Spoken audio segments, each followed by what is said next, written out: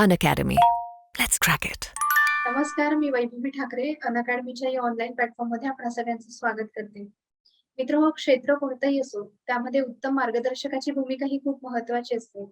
आणि आपल्या या स्पर्धा परीक्षांच्या क्षेत्रामध्ये तर एक उत्तम मार्गदर्शक आणि त्याने दाखवलेली दिशा, या दोन्ही गोष्टी अत्यंत महत्त्वाच्या आहेत. आणि हीच गरज ओळखून अनअकॅडमीने हा प्लॅटफॉर्म सुरू केला, की ज्यामध्ये गेल्या काही दिवसांपासून आपण महाराष्ट्र लोकसेवा आयोगाच्या परीक्षेतून उत्तीर्ण झालेल्या विविध अधिकाऱ्यांशी संवाद साधत आहोत, त्यांचा प्रवास जाणून घेत आहोत.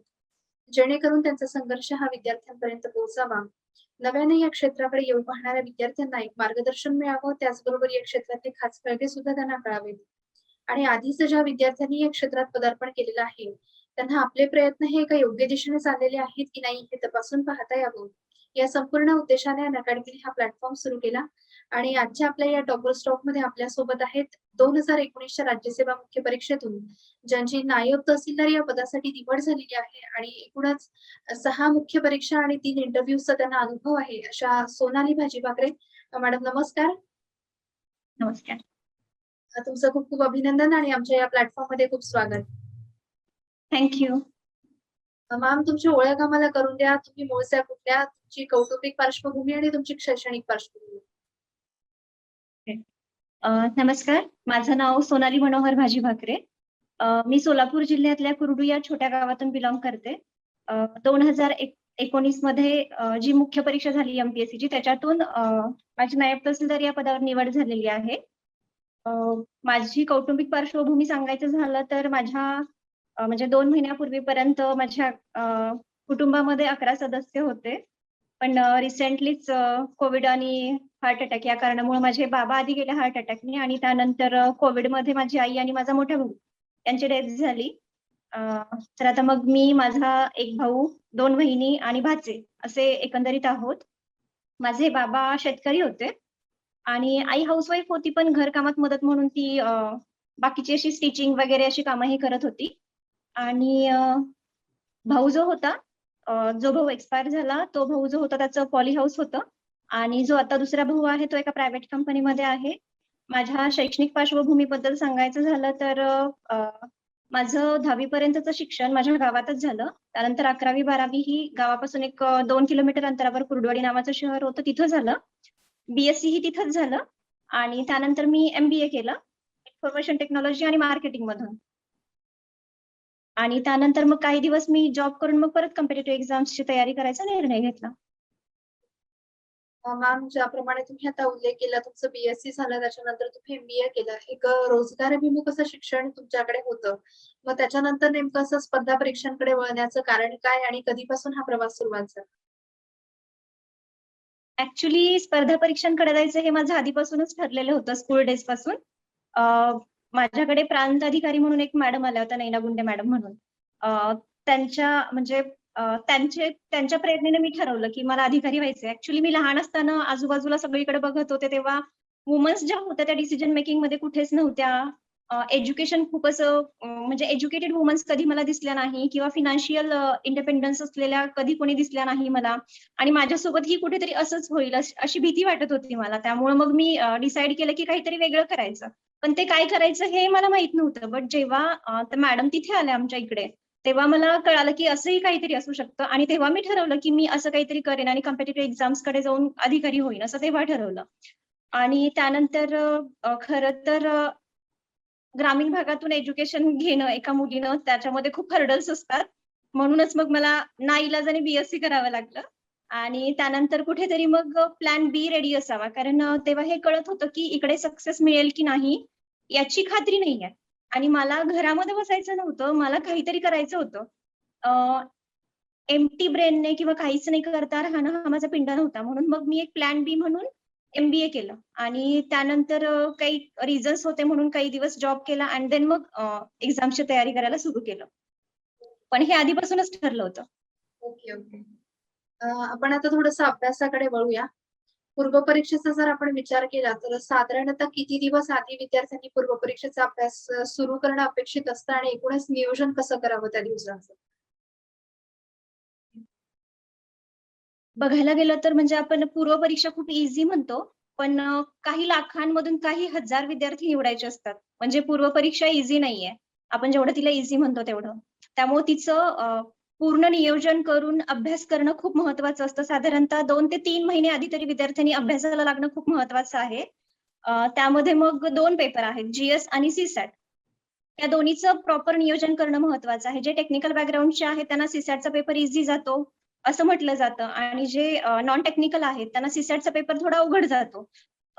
याचं कारण जर याचं कारण सांगायचं झालं तर ही एक मला असं वाटतं की सीसॅटचा पेपर अवघड जातो हे म्हणणं जे आहे ना, ते फक्त एक मिथ आहे असं मला वाटतं. प्रॉपर प्लॅनिंग करून त्याची तयारी जर केली ना व्यवस्थित तर तो पेपर खूप सोपा आहे. जे नॉन टेक्निकल बॅकग्राऊंडचे विद्यार्थी आहेत त्यांनी कॉम्प्रेहेन्शनची तयारी व्यवस्थित जर केली तर त्यांना तिथं खूप चांगले मार्क्स येऊन जातात. त्यामुळे मग त्याची प्रॉपर हे करून प्रॅक्टिस करणं खूप महत्वाचं आहे पॅसेजेसची. टाइम लावून पॅसेजेसची प्रॅक्टिस करणं आणि त्यानंतर टेस्ट सिरीज ज्या आहेत त्या टाइम लावून सॉल्व्ह करणं आणि आपल्या कुठे चुका होत आहेत याचं अनालिसिस करणं सीसॅटच्या पेपरमध्ये खूप महत्वाचं आहे. म्हणजे त्या चुकांमधून आपण शिकतो आणि जेव्हा पेपर देतो आपण तेव्हा आपल्याला कळतं की आपल्या या चुका होतात, तर मग आपण तिकडे व्यवस्थित लक्ष देतो आणि आपला परफॉर्मन्स चांगला होतो. तीच गोष्ट परत आता जीएस मध्ये लागू होते. क्वेश्चन पेपरचं व्यवस्थित अनालिसिस करणं, सिलेबस काय आहे तो व्यवस्थित बघणं आणि त्यानुसार परत अभ्यासाला लागणं हे खूप महत्वाचं आहे. मग आता नियोजन कसं करायचं हे प्रत्येकाची निवड असते. म्हणजे कोणीतरी टाइम टेबल सांगणं आणि ते एखाद्याने फॉलो करणं हे मला चुकीचं वाटतं. आपले स्ट्रेंथ काय आहेत, आपले विकनेसेस काय आहेत हे फक्त आपल्याला माहित असतं, समोरच्या पर्सनला माहित नसतं. त्यामुळे आपल्या स्ट्रेंथ आणि विकनेसेस ठरवून आपण साधारणतः 2 ते 3 महिन्याचं प्रॉपर प्लॅनिंग करायला हवं आणि त्यामध्ये फर्स्ट रीडिंग अगदी इन डिटेल मध्ये करायचं आणि सेकंड रीडिंग आणि थर्ड रीडिंग जे आहे ते मग असं आपण शॉर्ट नोट्स काढतो किंवा वाचलेलं असं त्यातला महत्वाचा भाग जो आहे तो परत सेकंड आणि थर्ड रीडिंग मध्ये वाचतो. म्हणजे असं साधारणतः 3 वेळेसचं रिव्हिजन तरी तुमचं कमीत कमी व्हायला हवं. पूर्व परीक्षेमध्ये हे खूप महत्वाचं आहे आणि त्यासोबतच करंट अफेअर्सचा जो पार्ट आहे तो पण खूप महत्वाचा ठरतो याच्यामध्ये. त्यामुळे मग डेली न्यूजपेपर रीड करणं आणि एक्झामच्या आधी साधारणतः 2-3 महिने आपल्याकडे असतातच इयर बुक्स वगैरे त्याच्यातून व्यवस्थित करंटचा अभ्यास करणं हे पण खूप महत्वाचं आहे. तर असं 2 ते 3 महिन्याचं प्लॅनिंग करून तुमचा प्लस पॉईंट कुठला आहे, तुमचे विकनेसेस काय आहेत याच्यावरती नीट अभ्यास करून वर्कआउट करून प्रॉपर प्लॅनिंग केलं तर प्री आरामात निघतं. माझा पुढचा प्रश्न हा थोडासा स्पेसिफिक आहे. पूर्व परीक्षा असेल किंवा मुख्य परीक्षा असेल, तर त्यामध्ये इकॉनॉमिक सर्व्हे ऑफ इंडिया किंवा महाराष्ट्राची आर्थिक पाहणी, बजेट असेल, यासारख्या गोष्टींमधून प्रश्न येण्याचे चान्सेस किती असतात आणि ते जर वाचायचं म्हटलं तर ते परीक्षेच्या दृष्टिकोनातून विद्यार्थ्यांनी कसं वाचलं पाहिजे? खरं तर हे जे आहे ते मला बजेट ऐकायची सवय आहे. बजेट ऐकते किंवा मग आपला इकॉनॉमिक टाइम्स जो आहे त्याच्यामध्ये बजेटचा क्रक्स येतो. येस. तो वाचून त्याच्यातून नोट्स काढायची सवय आहे मला आणि त्याच्यातून प्रश्न हमखास पडतात. प्रीच्या आधी बजेट असतं नॉर्मली तर प्रश्न पडतात त्याच्यातून. त्यामुळे मग नोट्स काढणं आणि बऱ्याच ठिकाणी क्लासेसमध्ये लेक्चर्सही होतात आणि जे नोट्स आहेत त्याही प्रोव्हाईड केल्या जातात आणि जे आपल्याकडे इयर बुक्स असतात त्याच्यामध्येही मागं बजेटचा क्रक्स दिलेला असतो. तर या सगळ्यातून पण बेटर काय वाटतं मला की जे इकॉनॉमिक टाइम्स मध्ये जो क्रक्स आलेला असतो त्याच्यामध्ये सगळं दिलेलं असतं. तर त्याच्यातून प्रॉपर नोट्स काढून स्कीम काय आहेत, एक्झाम मध्ये मागच्या वेळेस कशा पद्धतीचे प्रश्न विचारले होते, याचं अनालिसिस केल्यानंतर आपल्याला एक आयडिया येऊन जाते की कुठल्या पद्धतीचे प्रश्न नेमके विचारले जातात आणि मग ते सगळं लक्षात घेऊन आपण नोट्स काढायच्या आणि एक्झामच्या आधी त्या व्यवस्थित रीड करून जाणंही मला महत्वाचं वाटतं. तो एरिया कधीही स्किप नाही करावा असं वाटतं मला. ओके. पुढचा प्रश्न पण माझा अगेन थोडा स्पेसिफिकच आहे. इतिहासामध्ये समाजसुधारकांवर फार प्रश्न विचारले जातात आणि ते प्रश्न विचारण्याच्या आयोगाची पद्धत म्हणजे फक्त समाजसुधारकांचं कार्य नाही, तर त्यांची माहिती पण त्यात विचारली जाते. त्यांच्या पर्सनल लाईफ बद्दल पण बरेच सारे प्रश्न असतात आणि हे कसं लक्षात ठेवावं हा विद्यार्थ्यांना एक प्रश्न असतो. तर मग नेमकं हे कसं करावं? त्याच्या नोट्स काढाव्यात का? आणि एकूणच अप्रोच कसा असावा? ऍक्च्युली हा प्रश्न खूप अवघड विचारला मॅम तुम्ही.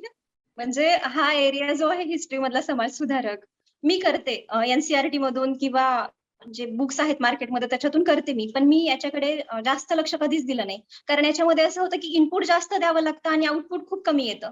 त्यामुळे मग माझ्याकडे जे अवेलेबल सोर्सेस आहेत ना त्याच्यातून मी रीड करते आणि ते सगळं लक्षात ठेवायचं म्हणजे लिटरली पाठांतर करावं लागतं याच्यामध्ये या एरियामध्ये.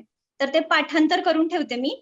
पण आयोग यावर्षी काहीतरी वेगळं विचारतं आणि पुढच्या वर्षी काहीतरी वेगळीच माहिती त्यांनी विचारलेली असते किंवा असा समाज सुधारक विचारलेला असतो की वाचलेलाही नसतो.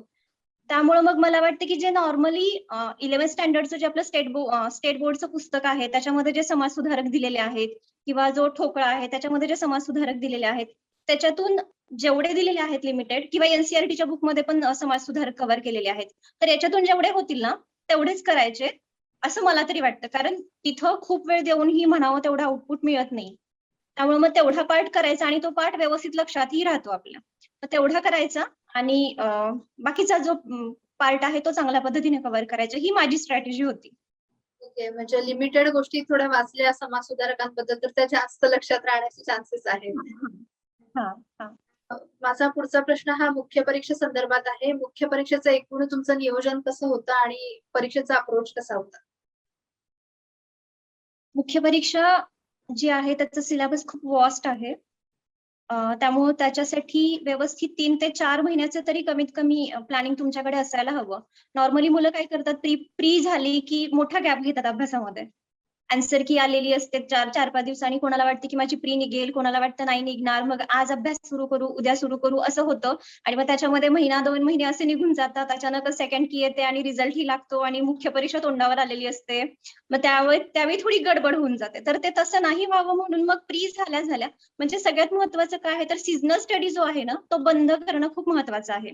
पूर्व परीक्षा झाली की लगेच मेन्सच्या परीक्षेचं नियोजन करायचं. त्याच्या आधीही पूर्व परीक्षेच्या वेळी इकॉनॉमी, हिस्ट्री, जिओग्राफी याचा आपण अभ्यास केलेलाच असतो पूर्व परीक्षेसाठी.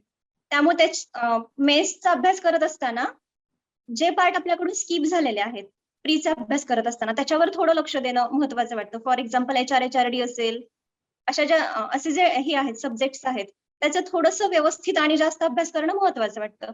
तर मग साधारणतः 3 महिन्याचं प्लॅनिंग म्हटलं मी, 3 ते 4 महिन्याचं आणि जे हे पेपर सिलेक्ट करत असताना जे जास्त स्कोरिंगचे आहेत सब्जेक्ट्स त्याचा अभ्यास करण्यावर मी जास्त भर द्यायचे.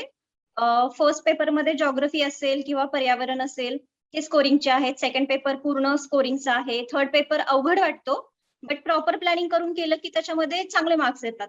आणि फोर्थ पेपरकडे थोडंसं म्हणजे त्याच्यामध्येही अगेन तसंच आहे की तुम्ही जास्त इनपुट दिलं तरी त्याच्यामध्येही थोडंसं कमी आउटपुट येतं. कारण त्याच्यामध्ये अगेन सायन्स टेक्स्टचा पार्ट आहे तो खूप टफ जातो बऱ्याच विद्यार्थ्यांना. त्यामुळे हे जे सुरुवातीचे मी सब्जेक्ट सांगितले त्याचं रिव्हिजन जास्त करायचं आणि त्याच्यासाठी जास्त वेळ द्यायचा असं मला वाटतं. आणि देन सेकंड पार्ट लँग्वेजचे पेपर जे आहेत त्याच्याकडे थोडंसं विद्यार्थी दुर्लक्ष करतात. तर आपल्या डेली शेड्यूल मधला तुम्ही जीएसच्या पेपरसाठी जेवढा वेळ देणार आहात ना दिवसभरातला त्याच्यातला कमीत कमी 3 ते 4 तासांचा वेळ तरी तुम्ही लँग्वेजसाठी सुरुवातीला द्यायला हवा असं मला वाटतं. रायटिंग प्रॅक्टिस करणं हे पण महत्वाचं आहे त्यामध्ये. त्यानंतर ग्रामर जो आहे 100 मार्कांसाठीचं 50 मार्क इंग्लिश आणि 50 मार्क मराठी हे जे आहे तो पार्ट ही स्किप करून चालत नाही. बरेच विद्यार्थी काय करतात लँग्वेजकडे लक्ष देत नाहीत कारण त्याचं इम्पॉर्टन्स लक्षातच येत नाही. पण आपण जर टॉपर्सची लिस्ट पाहिली किंवा जे फायनल लिस्टमध्ये स्टुडंट्स आहेत त्यांचं जर आपण मार्क लिस्ट पाहिलं तर आपल्या लक्षात येतं की लँग्वेजला त्यांना चांगले मार्क्स पडलेले आहेत. म्हणजे लँग्वेजचे मार्क जे आहेत ते डिसाईड करतात तुम्ही क्लास 1 व्हाल की क्लास 2 व्हाल किंवा तुम्ही लिस्टमध्ये असाल की लिस्टच्या बाहेर पडाल.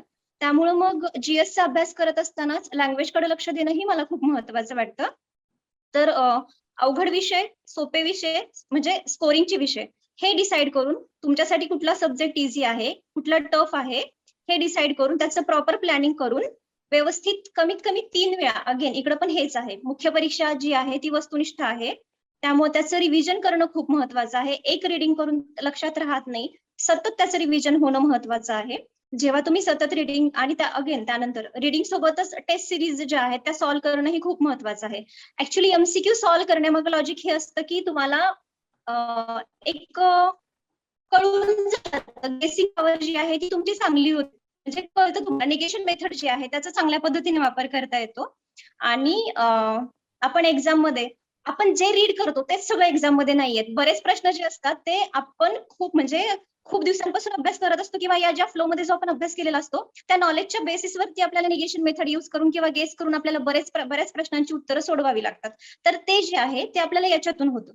म्हणून मग टेस्ट पेपर सॉल्व्ह करणं ही खूप महत्त्वाचं आहे. आणि मार्केटमध्ये बरेच प्रश्नसंच पण आज उपलब्ध आहे. तर तुम्ही जेव्हा एखादा विषय निवडता त्याचा सिलेबस बघणं, त्याचं क्वेश्चन पेपर अनालिसिस करणं, त्याचं रीडिंग करणं आणि त्यानंतर जे हे आहेत मार्केटमध्ये अवेलेबल जे संच आहेत टेस्ट पेपरचे ते सॉल्व्ह करणं हे महत्त्वाचं वाटतं मला. मॅम एक जवळपास 3 इंटरव्ह्यूचा तुम्हाला अनुभव आहे. तर तुमचा इंटरव्ह्यूचा अनुभव आमच्यासोबत शेअर करा आणि एकूणच इंटरव्ह्यूची तयारी विद्यार्थ्यांनी कशी करायला हवी?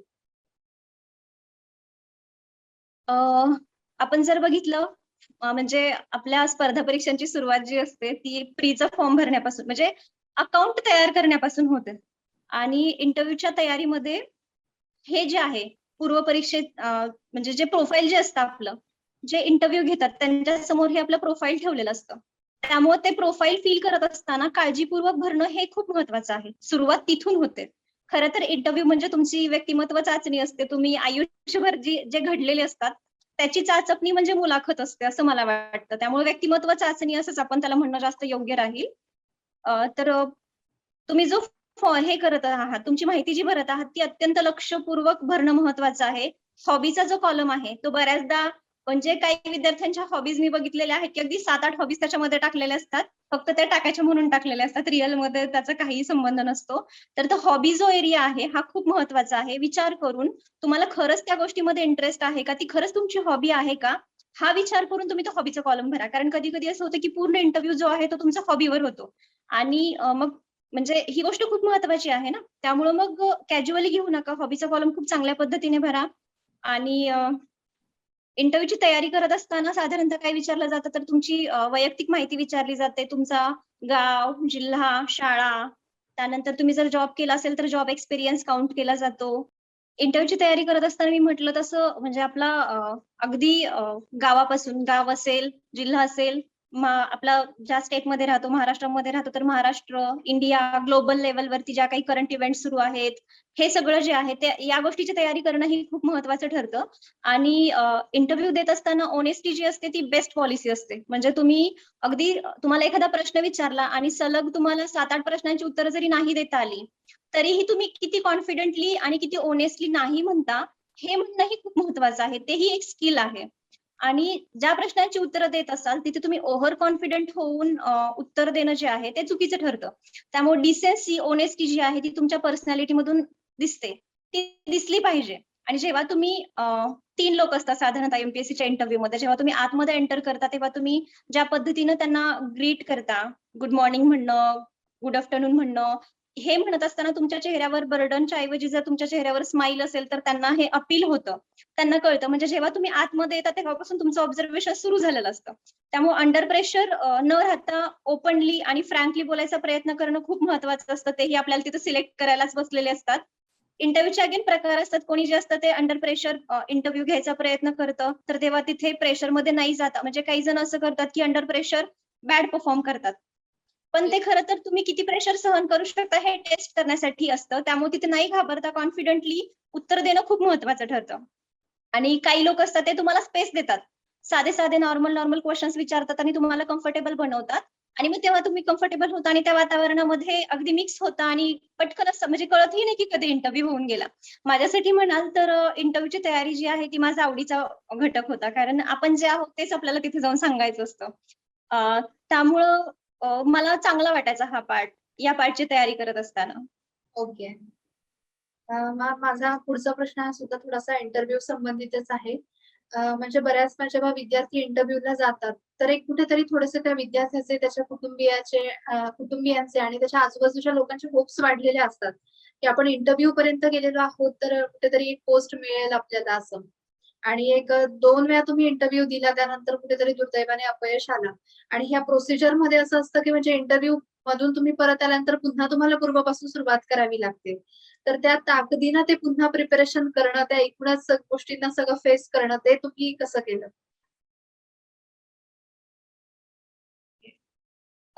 खरं तर खूप अवघड असतं या सगळ्या गोष्टींचं मॅनेजमेंट करणं. कारण इमोशनल मॅनेजमेंट जे आहे, बाकी ज्या गोष्टी असतात, त्या प्रॅक्टिकली आपल्याला हँडल करता येतात. बट इमोशनल मॅनेजमेंट जे आहे, ते थोडंसं अवघड असतं.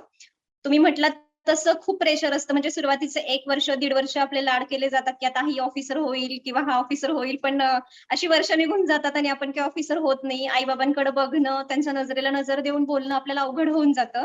गिल्टी वाटायला लागतं आपल्याला, अपराधी वाटायला लागतं, की अजून आपण सिलेक्ट झालेलो नाही आहोत. करियर कुठेच सेट नाहीये. इंटरव्ह्यू देताना ह्या सगळ्या गोष्टींचं प्रेशर असतं. आपल्या मनावर. म्हणजे लाईफमध्ये आपले मित्र मैत्रिणी सेटल झालेले असतात, आपण कुठेच नसतो, आई-बाबांच्या अपेक्षा वाढलेल्या असतात, समाजातील लोकांचे टोमणे वाढलेले असतात. त्यामुळे परफॉर्मन्स प्रेशर असतं प्रत्येक विद्यार्थ्यावर. माझ्यावरही होतं. थर्ड टाइम तर खूप जास्त होतं, कारण अजून असं वाटत होतं की आता जर सिलेक्शन नाही झालं तर काय? ही भीती होती माझ्याही मनात. बट जेव्हा एखाद्या गोष्टीची भीती वाटते, तेव्हा त्या भीतीवरती कंट्रोल करून आपल्याला जे साध्य करायचं आहे, ते साध्य खूप महत्वाचं असतं. हे लक्षात ठेवून आपण त्या भीतीवर मात करू शकतो, हा माझा अनुभव आहे. त्यामुळे इंटरव्ह्यूला जात असताना आजपर्यंत आपण इतके पेशन्स ठेवलेले आहेत, तर अजून थोड्या वेळासाठी थोडे पेशन्स ठेवून आपण जर पॉझिटिव्हली या इंटरव्ह्यूला फेस केलं, तर पुढे जे प्रॉब्लेम्स होणार आहेत आपल्या, जर अंडर प्रेशर आपण परफॉर्म केलं, तर त्याचा इम्पॅक्ट ऑब्व्हियसली इंटरव्ह्यूवर होणार आहे. त्यामुळे मग अंडर प्रेशर परफॉर्म न करता थोडंसं ब्रॉड व्ह्यू जर पाहिला आपण, की इथं जर आपण चांगलं परफॉर्म केलं, तर आपल्याला इंटरव्ह्यूसाठी चांगले मार्क्स येणार आहेत आणि आपला रिझल्ट पॉझिटिव्ह येणार आहे. हे आपल्याला मनाला सतत समजावून सांगणं खूप महत्वाचं असतं या फेजमध्ये. तसंच मी करत होते आणि असंच मी माझा जो थर्ड इंटरव्ह्यू आहे तो फेस केला आणि तो चांगलाही झाला.